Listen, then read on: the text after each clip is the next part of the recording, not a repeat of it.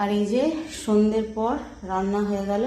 এখানে অল্প করে আলু ভাজা করেছি আর করেছি এই যে মুসুর ডাল, অল্প করেই ডাল করেছি, আর হচ্ছে কটা রুটি।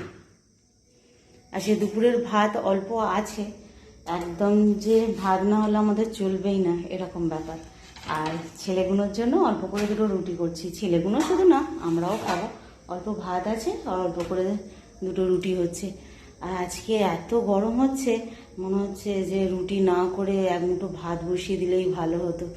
ডালও হলো, আলু ভাজাও হলো, একটু ডিম সিদ্ধ বা ডিম ভাজা করে নিলেই হয়ে যেত।